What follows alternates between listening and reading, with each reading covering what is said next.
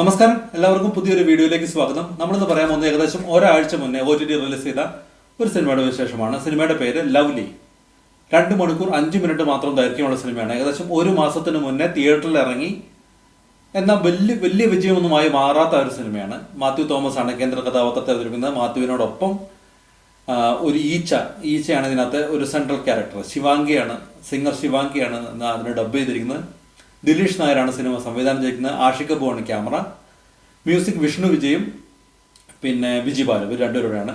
നമ്മുടെ മാത്യു തോമസിനോടും ഈ ഈച്ചയോടും കൂടാതെ പിന്നെ മനോജ് KJ ഉണ്ട്, KPSC ലീലയുണ്ട്, ദെൻ ജോമോൻ ജോദറുണ്ട്, ബാബുരാജ് ഉണ്ട്, പിന്നെ ശ്രീജിത്ത് രവിയുണ്ട്, രാധിക മനോഹരനുണ്ട്, പിന്നെ അശ്വതി രാധ, നമ്മൾ അറിയപ്പെടുന്ന അത്യാവശ്യം കുറേ ആർട്ടിസ്റ്റുകളുണ്ട്. സിനിമ എങ്ങനെ ഉണ്ടായിരുന്നു എന്നതിനോട് ചോദിച്ചു കഴിഞ്ഞാൽ, ഈ സിനിമ ശരിക്കും ഇതിന്റെ നായകനും ഈ ഈച്ചയും തമ്മിലുള്ളൊരു ബോണ്ട് അങ്ങനെ എന്താണ് ഒരു ബന്ധമാണ് കാണിക്കാൻ ശ്രമിക്കുന്നത്. പക്ഷെ സിനിമയിൽ എന്താ സംഭവിച്ചതെന്ന് വെച്ച് കഴിഞ്ഞാൽ, സിനിമ എന്നെ സംബന്ധിച്ച ഒരു ആവറേജ് അനുഭവം മാത്രമായിരുന്നു. ശരിക്കും പറഞ്ഞാൽ നമ്മൾ ഏതെങ്കിലും ഒരു മൃഗങ്ങളോട് അല്ലെങ്കിൽ ഏതെങ്കിലും ഒരു പെറ്റ്സുമായിട്ടുള്ള ഒരു സംഭവം കാണിക്കുമ്പോൾ അത് പ്രേക്ഷകന് കണക്ട് ആവണമെങ്കിൽ ഇവർ തമ്മിലുള്ള ബോണ്ടിങ് ഭയങ്കരമായിട്ട് സൂപ്പർ ആയിരിക്കണം. അല്ലെങ്കിൽ നമ്മളിപ്പോൾ ഇപ്പോൾ ഇതിനകത്ത് തന്നെ മാത്യു തോമസ് അവതരിപ്പിക്കുന്ന കഥാപാത്രം ഒരു ജയിലിൽ അകപ്പെടുന്നു. അവിടെ വെച്ചാണ് ഈച്ചനെ കാണുന്നത്. അവിടെ വെച്ച് അവർ തമ്മിലുള്ളൊരു ബോണ്ടിങ് എനിക്ക് പേഴ്സണലി തോന്നിയ എന്നാ വെച്ച് കഴിഞ്ഞാൽ, ഈ ഈച്ചയെ കാണാതിരിക്കുന്ന സമയത്ത് മാത്യു തോമസ് കരയുന്നുണ്ട്.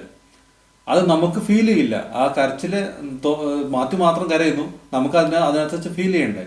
ആ ഫീലിങ്സ് ഉണ്ടായിട്ടില്ല. അല്ലെങ്കിൽ ആ ഒരു കണക്ഷൻ കിട്ടിയിട്ടില്ല. ആ കണക്ഷൻ കിട്ടാനുള്ള ടൈം ഇതിൻ്റെ ഉള്ളിൽ ഉണ്ടായിരുന്നുമില്ല. അതാണ് ഇതിനകത്തൊരു മേജർ ഡ്രോബാക്ക് ആയിട്ട് എനിക്ക് തോന്നിയത്. അപ്പോൾ ശരിക്കും പറഞ്ഞാൽ മാത്യുവിന് ഭയങ്കര വിഷമമായിട്ട് മിസ് ചെയ്യുന്നു എന്ന് പറയുമ്പോൾ നമുക്കും അത് ഫീൽ ചെയ്യില്ല. അതാണ് ഇപ്പോൾ വലിയ പടങ്ങൾ നമ്മുടെ ഈച്ചയൊക്കെ കണ്ട ആ രീതിയിലൊക്കെ നമ്മൾ കമ്പയർ ചെയ്യാൻ നോക്കണ്ട. ബട്ട് അത് ആ ഭാഗത്തേക്ക് അത്ര എത്തില്ല. ബട്ട് എൻ്റെ പോയിന്റ് എന്ന് വെച്ചാൽ ഇമോഷണൽ കണക്ട് ഇതിനകത്ത് ഉണ്ടായില്ല എന്നുള്ളതാണ്.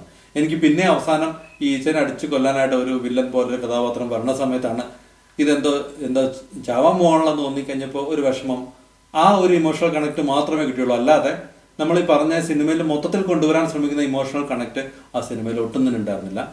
വാച്ചബിൾ എക്സ്പീരിയൻസ് ആണ്, അതിനപ്പുറത്തേക്കൊന്നും പറയാനില്ല. എനിക്ക് പിന്നെ പെർഫോമൻസുകൾ പറയുകയാണെങ്കിൽ മാത്യു ആ റോൾ നന്നായിട്ട് ചെയ്തു. അത് അത്രയും ഡിമാൻഡ് ചെയ്യുന്നുള്ളൂ. അത് മാത്യു നന്നായിട്ട് ചെയ്തിട്ടുണ്ട്. മാത്യുവിൻ്റെ ഭാഗത്ത് നന്നായിട്ട് ചെയ്തു. പിന്നെ എനിക്ക് പറയാൻ തോന്നിയത് പ്രശാന്ത് മുരളി കുറച്ചധികം ചിരിപ്പിച്ചു. രസമായിരുന്നു. പ്രശാന്ത് മുരളിയുടെ എക്സ്പ്രഷൻസും എല്ലാം നല്ല രസമായിട്ട് ചെയ്തിട്ടുണ്ട്. രാധിക മനോഹരൻ വളരെ ബ്രില്യൻ്റ് ആയിട്ട് ആ കഥാപാത്രം സൂപ്പറായിട്ട് ചെയ്തപോലെ എനിക്ക് തോന്നി. ഇവർ രണ്ടുപേരുള്ള കോമ്പിനേഷൻ സീൻസ് എല്ലാം നല്ല രസമായിരുന്നു. പിന്നെ ഇതിനകത്ത് നായകൻ ജയിലിൽ പോകുന്ന സബ് ജയിലിൽ പോകുന്ന ഒരു സീക്വൻസ് ഉണ്ട്. എനിക്കറിയില്ല അങ്ങനെ ഒരു കേസിനൊക്കെ സബ് ജയിലിലേക്ക് വിടുമെന്ന്. ചിലപ്പോൾ വിടുമായിരിക്കും, എനിക്കറിയില്ല. ബട്ട് വളരെ എന്താണ് വളരെ ഒരു പ്രത്യേകതയുള്ളൊരു കേസ്. അങ്ങനെ ജയിലിൽ പോകുന്നതും അവിടെ വെച്ച് ഈച്ചയെ കാണുന്നതും അങ്ങനെയൊക്കെയാണ് ഈ സംഭവം. എന്തായാലും എനിക്ക് തോന്നുന്നു ഒന്ന് വേണമെങ്കിൽ കാണാം. അതിനപ്പുറത്തേക്ക് മസ്റ്റ് വാച്ചെന്നോ എബോ ആവറേജ് എന്നൊന്നും പറയാൻ തോന്നിയില്ല. ഏറ്റവും ഇഷ്ടപ്പെട്ട മറ്റൊരു കാര്യം എന്ന് പറഞ്ഞാൽ, ജയിലിനുള്ളിൽ ബാബുരാജും ഒക്കെ നടന്നു വരുന്ന സമയത്ത് ഒരു മ്യൂസിക് ഉണ്ട്. നല്ല രസമായിട്ട് എടുത്തിട്ടുണ്ട്. അത് ഭയങ്കര വലിയ സുശീൽ ശ്യാമിൻ്റെ പോലത്തെ മ്യൂസിക് ഒന്നുമല്ല. ബട്ട് അവരുടെ ആ ബാബുരാജ് എപ്പോൾ നടന്നു വരണോ, ഗ്യാങ് നടന്നു വരണോ, ആ സമയത്ത് ഒരു മ്യൂസിക് ഉണ്ടായിരുന്നു. നല്ല രസമായിരുന്നു. അതിങ്ങനെ ഇടയ്ക്കിടയ്ക്ക് ഇട്ട് കാണിച്ചുകൊണ്ടിരുന്നു. നല്ല രസമായിട്ട് വന്നിട്ടുണ്ട്. ദെൻ ഈച്ചയുടെ ഡബിങ്ങും അതെല്ലാം ഒരു അപാകതയും തോന്നിയില്ല. നല്ല രസമായിട്ട് ചെയ്ത പോലെ എനിക്ക് തോന്നി. പിന്നെ KPSC ലീലയ്ക്ക് ഭയങ്കരമായിട്ട് പെർഫോം ചെയ്യാനൊന്നുമില്ല. അവരുടെ റോള് വലിയ കുഴപ്പമില്ലാണ്ട് ചെയ്തു.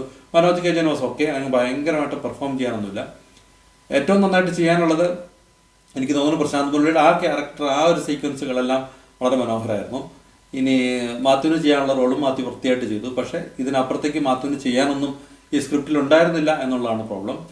അപ്പോൾ ഇതൊക്കെയാണ് ഈ സിനിമയുടെ വിശേഷം. വേണമെങ്കിൽ ഒന്ന് കണ്ടു നോക്കാൻ സമയമുണ്ടെങ്കിൽ അതാണ് ആ സിനിമയുടെ ഒരു റിവ്യൂ ആയിട്ട് എനിക്ക് തോന്നിയത്. അപ്പോൾ കണ്ടു നോക്കൂ, കണ്ട വിശേഷങ്ങൾ അറിയിക്കൂ. മറ്റൊരു സിനിമയുടെ വിശേഷമായിട്ട് വേറൊരു ദിവസം വരാം. Thank you for watching my videos and thank you for all the support and by.